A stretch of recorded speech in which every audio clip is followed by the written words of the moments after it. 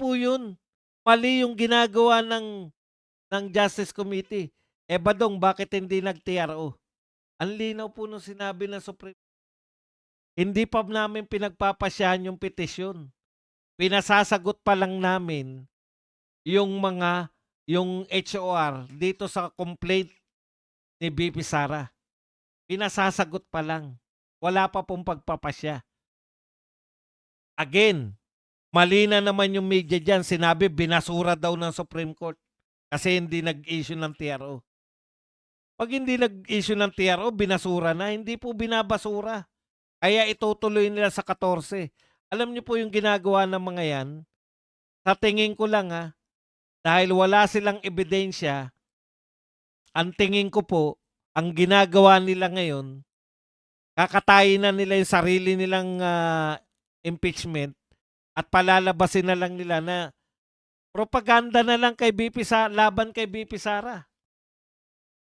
Oh. Yan ang katotohanan. Ang linaw po. Lahat ng complainants, kung wala silang nilagay na ebidensya, hindi kayo dapat kumukuha ng ebidensya. Bawal ang phishing expert. Ngayon, ano mangyari ba doon kung hindi makapag-TRO? Sabi ba ng Supreme Court na hindi na sila maglalabas ng TRO? Hindi naman eh. O, halimbawa, tinuloy nila. Tapos nakita ng Supreme Court, tinuloy nila, so mali yan, di ba? Yan yung sinasabi. May patunay na ngayon na mali. Mapeperwisyo sila kasi ang tanging pasya na dyan, ang ipapasya na ng Supreme Court, ibasura na talaga yung mismong impeachment. Ngayon, ang pinatitigil lang po ng kampo ni BP Sara dapat, ngayon, yun lang pong proceedings nila. Ang gusto ni BP Sara, kung sinabi nyo na sufficient in substance, dali na sa plenary. Hindi kayo pwedeng dapat maghagilap ng ebidensya laban kay BP Sara. Hindi nyo trabaho yun. Paano nga pag tinuloy nila Badong sa Martes? Pwede na silang magsampa na si BP Sara na ibasura na yung impeachment. Kasi yung mga congressman lumalabag na sa kanilang trabaho. Mapeperwisyo pa sila dahil mababasura mismo yung impeachment. Yun mga kapatid. Okay? Ganda, no? Pabor na pabor eh. Kaya ito, mamamatay po to. Pag nagpasya po yung Supreme Court, wala na po yung impeachment na yan. So ngayon, ano pa pan-divert nila sa hindi pagtugon sa krisis? Lantad na lantad eh. Hindi pagtugon sa pagnanakaw, lantad na lantad. Ano pa po? Wala na. Okay. Punta tayo rito kay kay Lacson at saka kay Dingson.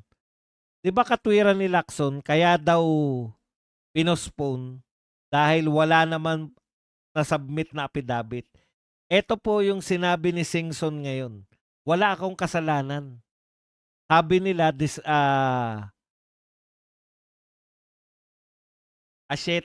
April 7, pumunta ako sa Senado, dalin mo yung affidavit.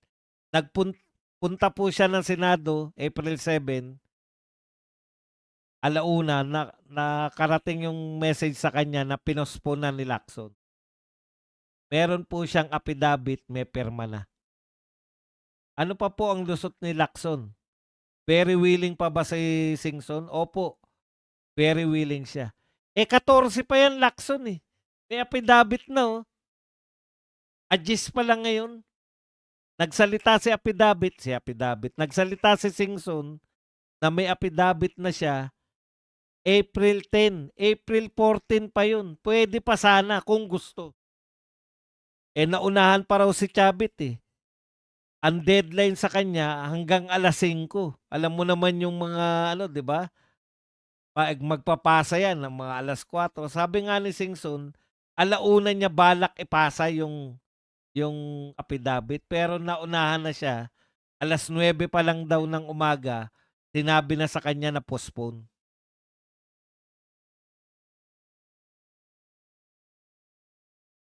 Kaya talagang ayaw, eh. Alam mo Ping Lacson kung talagang ayaw mo na, ibigay mo na sa iba. Ngayon 'no, crucial 'tong ano sana, kung napaka-crucial po ng Blue Ribbon Committee ngayon. Dahil ngayon pinakamalawak yung korapsyon, dapat nagtatrabaho yung Blue Ribbon Committee ngayon. Roxanne, live tayo Roxanne. Okey, tignan natin tsaka isa pa, hindi lang naman si Chavit Singson yung puwede mong, isalang diyan. Nariyan nagbo-volunteer yung 18 ex-soldiers para masalang diyan sa Senado. Meron silang affidavit, bakit ayaw mo isalang? Halatang-halata, eh, na kaya ka nilagay diyan. Kaya talagang dapat baguhin na si Tuta Soto. Kita niyo ngayon halos walang sinasabi ang mga 'yan. Crazy salangis ngayon, wala sila nagpapakita. Ayaw ni Lacson, delikado amo niya 'pag tinuloy na. Labo ni Lacson. Bakit po ba isang tao lang ang nagde-decide kung mag-iimbestiga o hindi? Ang Blue Ribbon, absolute po ba ang power ni Ping sa Blue Ribbon? Salamat po, Sir Buds. Opo, yan po ang gusto nilang palabasin na sila lang ang magpapasya.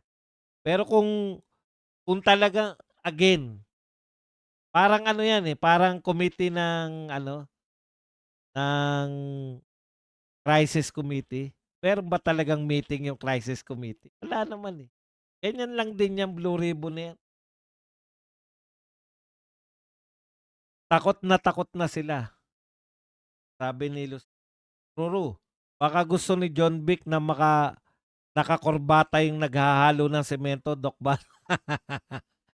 O di naman kaya naka-Amerikana. Alam nyo, sa totoo lang, baguhin nyo po yung alam ko yung purpose nyo eh. Maganda, di ba? Kasi perwisyo yung mga yan, yung mga nakahubad sa lansangan. Yan yung mga makukulit eh. Di ba? Ba't ka maghubad kung hindi ka makulit?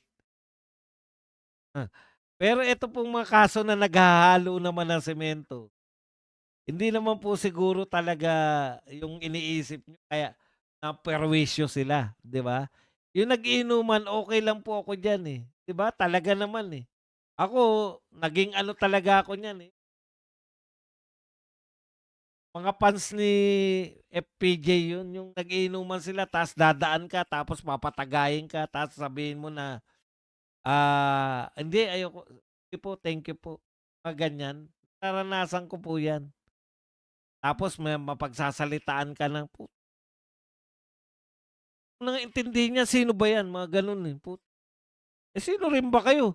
Dumadaan lang ako sa kalsada namin, eh.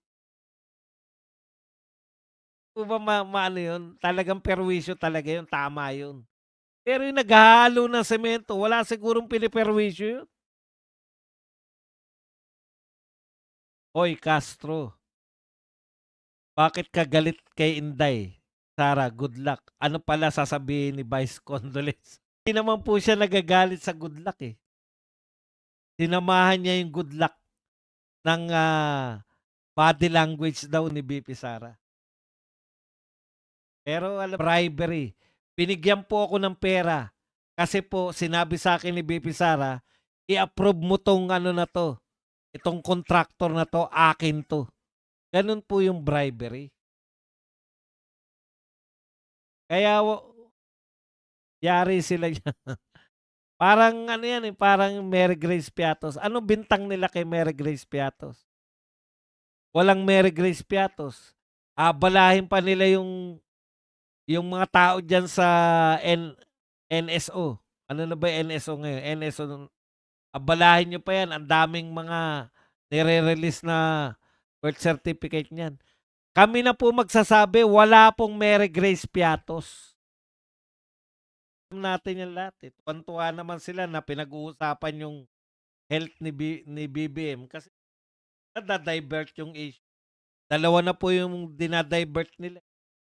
Yung issue ng kawalan ng, katugunan sa malawakang nakawan at issue ng kawalan ng tugon sa krisis ng langis. Good luck kasi hindi alam ni BP Sara kung sa heaven ba siya o sa hell ang bagsak ni Junior. Boss, bakit parang nauulit na naman yung sa envelope na ebidensya nila? 'Di ba nabasura na 'yon? Hindi naman po ebidensya. Sa tingin niyo ba may envelope? Ito po binigay ni BP Sara. Ang kinakailangan po, patunayan mo na ikaw ay, 'di ba, bribery. Ano yung bribe sa'yo? Binigyan ka ng pera tapos ano yung pinagawa sa'yo? Wala naman silang sinasabi. Again, haka-haka lang yan. Dapat kasi may akusasyon kayo.